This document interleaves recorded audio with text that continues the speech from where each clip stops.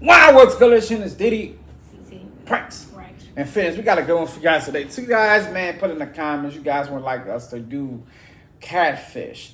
If you're not familiar with Catfish, the show, Catfish is a show that came out where they showed people being catfished. People saying that they looked at like a certain person, and when they went to go see that person looked at nothing like that person. And in some cases, that person was a man, catfishing as a woman, catfishing as an old woman. They would catfish as a young man. It would be a lot of shit that's happening. This one is the most creepiest, the top 20 creepiest catfishes ever that happened on Catfish. You guys might think the show was fake. A lot of people thought the shit was fake when it first came out, but evidently it is true because a lot of people today have been catfished, not even being on the show, just being catfished. I have been catfished before. And at the end of the video, I'll show you guys, I'll let you guys know what happened to me doing a catfish and meet up with a chick and she come and find out somebody's different. So I'll tell you guys everything in the video, but you have to watch the video to get that whole story. Let's get it. Let's get directly into it. You are pretending to be a girl online and having a romantic relationship with a guy, so... I give it to you. You got me there. Welcome to Ms. Mojo, and today we're counting down our picks for the top 20 creepiest catfish episodes. Obviously, you know, I'm Craig, and fully aware. this is my sister, Mariah. You don't know my life story. You don't know what I've been through. I was the one doing the catfishing. For this list, we'll be looking at the most awkward and or disturbing episodes of MTV's Catfish. Which catfish creeped you out the most? Let us know in the comments. Number 20, Angel and Remy. How much of the story that you told her was true? I mean, really everything except for who I am. Sometimes it's not necessarily the story itself that's shocking, but the caught catfish's response. In this episode, an 18-year-old single new mother met Remy on a dating app. It was love on her end as the two spoke every day, and Remy told her he'd gladly step in as a father figure for her child. I basically talk to you like I talk to my best friend. I'm telling you things that nobody else knows. However, as the show goes, there were a number of red flags. Eventually, Remy was tracked down and met with Meave, Elle, and Angel. He refused to give his real name, was cold and remorseless, said it was a joke to him, and that he didn't feel the need to apologize. I feel bad a little bit, but not enough for me to sit here and apologize and tell her I'm wrong for everything I did. The worst part was probably when he said, I mean, who would want to be on TV? Number 19, Craig and Zoe. You don't have to sit there and tell me what I've done because I'm fully aware what I... So he catfishes a woman, a young woman who just became a mother, tell this woman that he's gonna be able to be a father to her child, he's gonna love her. First of all, any woman that's meet a guy online and he tells you automatically he's gonna be a father to your child, red flag. Why the fuck are you trying to be a man off the internet to be a father figure to you? So, young girl, she's 18. You clearly didn't really learn too much. That means you had that baby at 17. I mean, you was having unprotected sex at 17 because you had a baby. Nah, bro. Nah, pimp. Nah, something's wrong with the situation. Something's wrong with that household situation with the mom and dad. Something's wrong with that situation. But I might have paused it through the whole thing. I just wanted to break that down. That was funny to me. That's not funny, but it's crazy to me that would happen. You would look for somebody online to be a father figure. But all right, let's get it. I've done. Craig was speaking to Zoe every day for a year and claimed she was basically his emotional crutch throughout a series of hardships. He'd met her through his sister Mariah, who was also online friends with Zoe, as were a number of her friends. Things went south, however, when Craig tried to meet Zoe 4 times, and she was a no-show. On the friends side, Zoe used explicit photos and spread rumors to Mariah's friends to turn them against each other. When confronted, she was very cold, had an attitude, and claimed she really didn't care. I don't got no excuse. What was your purpose? Why? It was just a joke and I just got out of hand. She did it as retaliation for being tormented in school, albeit not by any of the people she was currently tormenting, who were all strangers to her.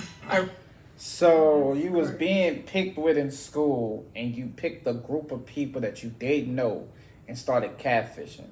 That's why I try to tell y'all in high school, I try to be the best person I can be with people. Be the best person I can be. I didn't bully nobody. I stopped bullies from bullying other people because you never know who you can impact. And because she was abused in high school and middle school, and then She took it out on the wrong people. took it out on other people, man. And that's sad, bro. And I feel for her, but I also feel for the guy Craig because he went through this shit. I didn't go through it, but it's crazy, man, that a lot of people don't understand that your actions, other people's actions can affect how someone else's feels, But let's go. I really didn't feel bad. But none of those people did anything to you, right? No, not really. Number 18, Jesus and Alexis. You used pictures of your daughter? Yeah. Jesus is a complete sweetheart, which makes this one all the more heartbreaking. He was talking to Alexis online for a year and got really attached to her emotionally. It really makes you root for him, and it's really upsetting when it's discovered that Alexis is one of multiple profiles all belonging to the same woman. How long have you been the profile? Bro, I was talking to him like a little over a year. The creepy part is that the woman behind Alexis used photos of her own daughter and cousin to create the profiles, even going so far as using her cousin's children's photos. Who's the girl in the Alexis profile? That's my cousin. When confronted, she's extremely defensive and disrespectful, constantly bringing up that she's been through a lot, as though that excuses the ruse. Despite accepting to speak briefly with Jesus, she has a blank expression the entire time. You said it was your daughter. Yeah, but don't yell at me. Number 17, Don't Lucas yell at me. and Minnie. So on behalf of all the 400 girls he's talking to, let's go confront this guy. When Jamie wrote into the show, she didn't realize she was unraveling a massive catfish scheme. A former model, dancer, and mother of two, she found Lucas online and felt accepted and emotionally understood. However, Lucas ended up having catfished over 400 women. When confronted, he was completely nonchalant, casual, and unapologetic.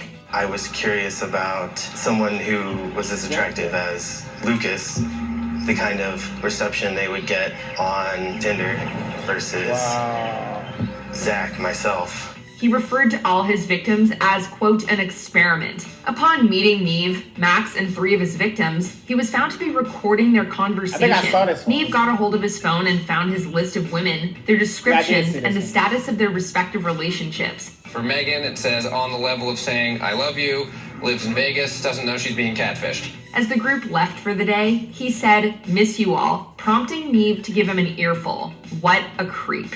Miss you all. Wait, what'd you say at the end? Miss you all? Yeah. Like, what is that? That just sounded like a joke. Number 16, Yeah, he Paul went off. and Katie. Yeah, We've been together for 8 years and have 3 beautiful children. But recently, I heard him bring up a girl from his past. His first love, Katie. Paul met Katie on Xbox 10 years ago. He was now in a happy long-term relationship with his girlfriend Sam, yet he still dwelled on the 2 years he'd spent in love with Katie a decade ago. His present girlfriend contacted the show so that Paul could get some closure on the situation, as Katie was his first love. After some sleuthing, Neve and Cammie found out that Paul had been talking to the girl in the photo's mother, Martha. Paul, hi. Nice to meet you. I don't know who you are. But this is my mom. This is who Paul was talking to. What? Martha was aware she was talking to a teenager back then and used her daughter's photos in the process, even admitting to sneaking explicit photos off her daughter's phone to send to Paul. We're not sure this is the kind of closure Paul was seeking. You do realize how young I was, right?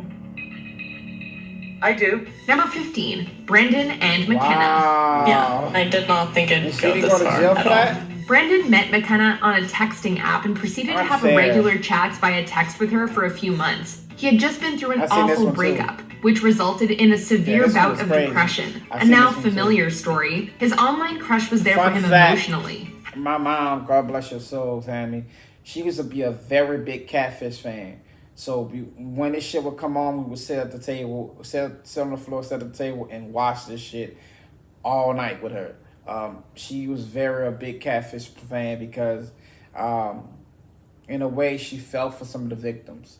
You can feel for some of the victims, man. A lot of these people put their life on the line, they thoughts, they mind, they heart, and to be fucking crushed when you meet the person that you think you met was going to be somebody that you love or you're going to be with for the rest of your life, and come to find out it's a whole different person. A lot of people catfish for different reasons. Like the guy with the glasses said he catfished with that guy because the person that he am today, who he is, doesn't get a lot of girls, doesn't get women to be attracted to him, so he had to put on a certain type of swag or make himself look like somebody else to get that attention. And that is a sickness in itself, but it's mostly a talk that we need to have.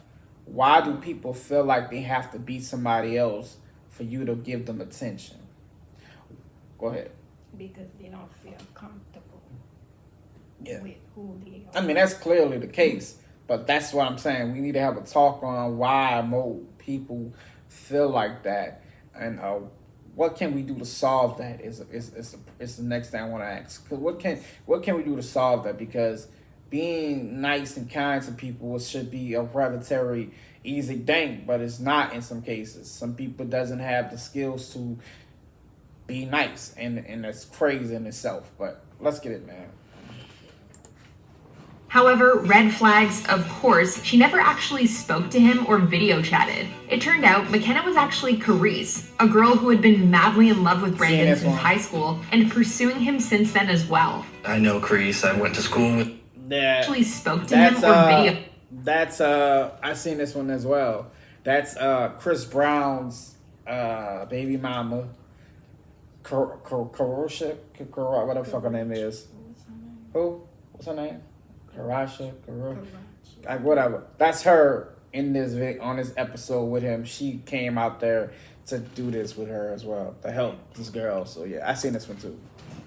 That one was crazy. It turned out McKenna was actually Carice, a girl who had been madly in love with Brandon since high school and pursuing him since then as well. I know Carice. I went to school with Carice for 4 years, and you are nothing like who I was talking to, one bit. But didn't you fall in love with McKenna? Who happens to be me? She would drive by his house and all that fun stalker stuff. Brandon was aware of her pursuit and wasn't interested. After all was revealed, Carice was clearly still infatuated and Brandon now even more disinterested. You seem to be taking this pretty well. I don't like cry ever, so I mean I'm hurt inside right now, but I'm just not showing it. Number 14, Ari and Lanham. This is Marcus, aka Lanham. That's about as far as we got. Ari was an emergency responder in her early 20s who met Lanham on a dating site. She fell hard and found an emotional crutch in chatting with him. He even asked for her ring size. With a little digging, Neve and Max found out he'd been catfishing multiple women and gathering explicit photos. It just started off as a social experiment.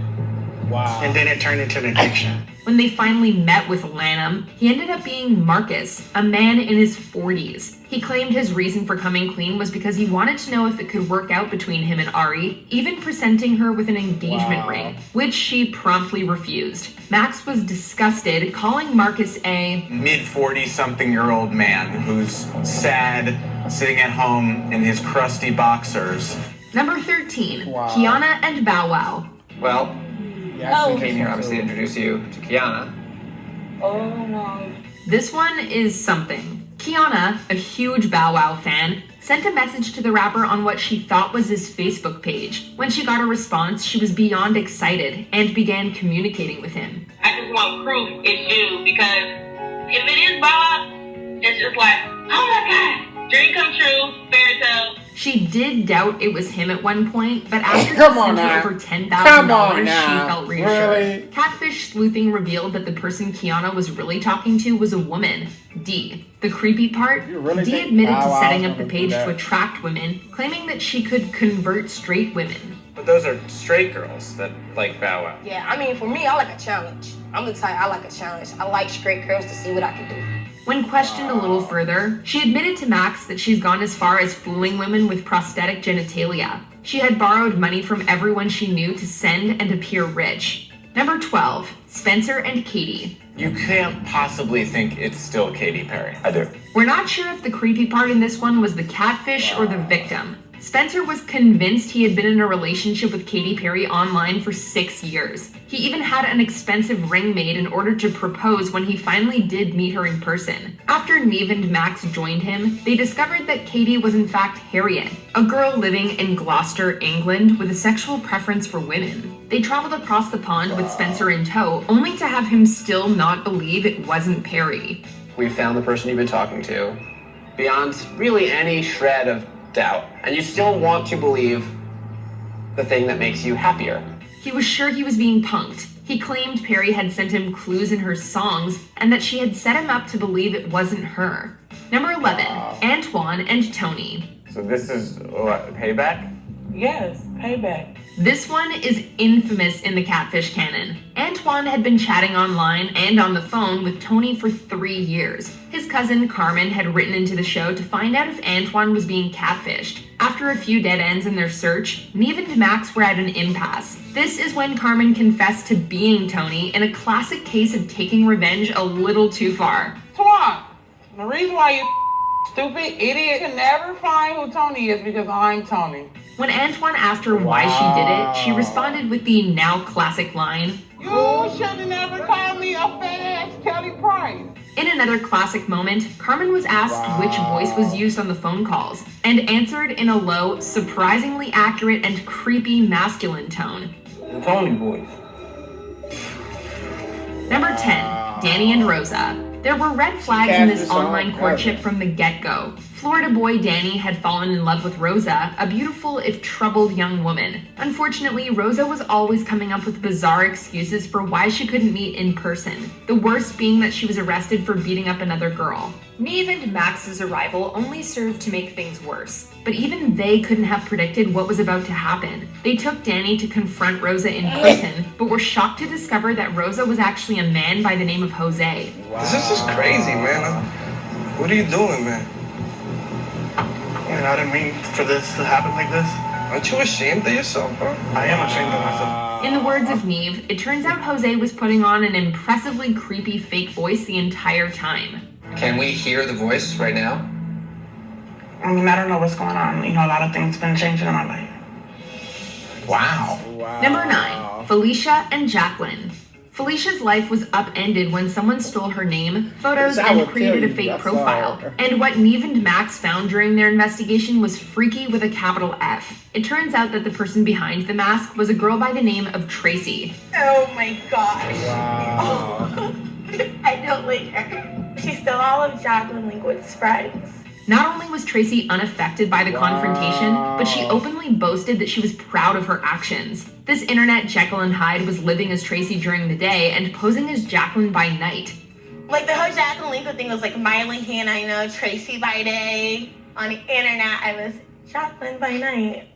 Is that Hannah Montana? Is that how it works? Yeah, that's how I did everything. When Max asks her if she ever worries about one of her online victims taking their own lives, she flippantly responds by saying it would be their fault, not hers. The worst catfish are the ones who have zero remorse for their actions. Number 8, Lucille and Kid Cole. The internet is littered with creeps like Kid Cole, also known as Jerez Coleman, who are trying to make a quick buck in any way they can. In season 3 of Catfish, Coleman's scams were brought to light with the help of Neve and Max. The con artist had been posing as a successful rapper in order to fleece unsuspecting victims of their hard-earned money. It's kind of tough. We wanted to find some of your music online, but we On SoundCloud? We went on your SoundCloud page and we looked into some of the songs that you put up there, and you didn't make them. Well, Lucille had had enough and decided to fight back. Unfortunately for her, the confrontation with her aggressor didn't exactly go as planned, and ended with Neve tossing Kid Cole's phone into a river. I like that case. Can I see that?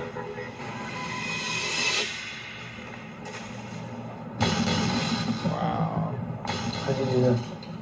You've been playing people. Seeing as how Coleman was later arrested for making serious and violent threats, it would appear he failed to learn his lesson. I'm not trying to deceive people, scam people. That's That's how they're gonna see it. I can understand doing it once, but like, why'd you do it like 3 times? Like, the haters shut the hell up. Number 7, John and Kelsey. Prepare to have your rage meter turned up to 11. Hey bro, how's it going? My name's Kelsey. Wow. John contacted the catfish team when he began to suspect that his internet crush Kelsey wasn't who she said she was. When the team finally tracked Kelsey down, they were outraged to discover that Kelsey was actually Adam, a serial catfisher who bragged about his numerous online trickeries. In fact, Adam claimed to have duped 30 to 40 people. I'm the Joker.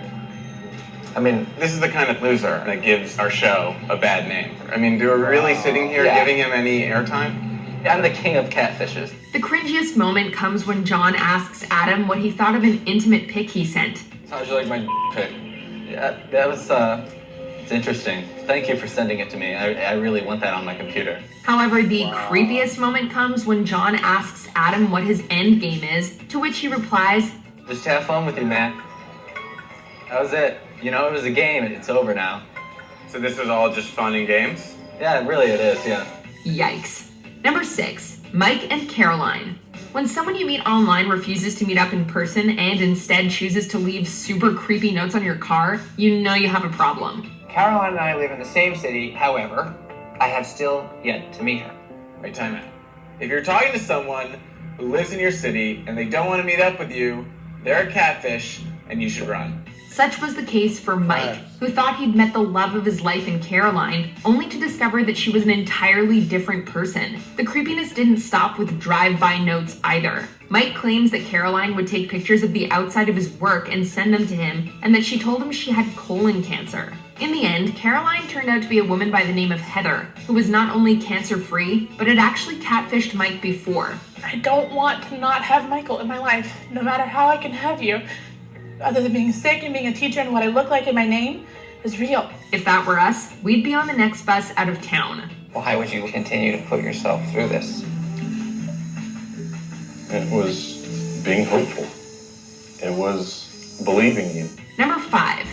All right, we're gonna end it right there, man. We're gonna end it right there. We'll get to the last 5 at a later time. But that is crazy, bro. The importance of just being a good human being and not doing that to people, not catfishing people, not going out trying to hurt somebody, man. It's very fucked up what happens to these people. I want to give you guys mine, and hopefully if you stayed this long, you're gonna get to hear my story. Long story short, in a way, I was 17. I was talking to this young girl. She said her name was Alicia. Come to find out, man, me and Alicia was talking for like at least a good couple of months, man. I was like, you know what? She said she lived in Texas. I said I lived in Louisiana. Her profile said that she was 18, working out of in Texas and Dallas. She said she was a stripper, all this other shit. She had her own money, she had her own place. She's like, I want you to come up here and meet me one day. And I was like, you know what? You know, whenever I get enough chance to get up there, I will, you know. So come to find out, we met up in New Orleans. She actually came out in New Orleans. And come to find out, it was not who it was, bro. She was a fucking 45-year-old woman. White woman at that. She was a white woman at that, 45-year-old woman. And when my brother at the time, shout out to Steven, my brother at the time got us together and let us meet up. Steven was like, man, why would you do this to my brother? She was like, because I was hurt as a kid and I was misused and this and it's all kind of bullshit. Nonetheless, man, it taught me a very good lesson not to put your information out there and be vulnerable. Because I gave this woman all kind of shit. I told this woman about me being raped as a kid. I told this woman about everything, man. It was so crazy. I told this woman about my mom, Tammy. I told this woman about my mom, Mary, everything that happened to me as a child. And she had all my information. And come to find out she was a 45-year-old woman. She was not a stripper. She was 45 on medical assistance. She stayed in a mental hospital, not in a mental hospital, but she stood in a psych ward place where she would actually leave and go on like vacations with her daughter or whatever. And she was using her daughter's pictures to get me to come fuck with her. So you gotta be careful who you put your information out there with. That's my little story. Shout out to Steven, because Steven actually got us to meet up and whatever and was able to get that taken care of. But nonetheless, man, that was my little story on. I was 17. I was young. I know nothing. We only get to the last 5 at a later time. The reason why I stopped it because I'm looking at my time and it's going past the time, and I don't want to have a long ass video. So we'll do the last 5 at a later time. Make sure you hit the like button, comment, and hit the bell. Let us know what you want to see in any CECETV pranks. Peace.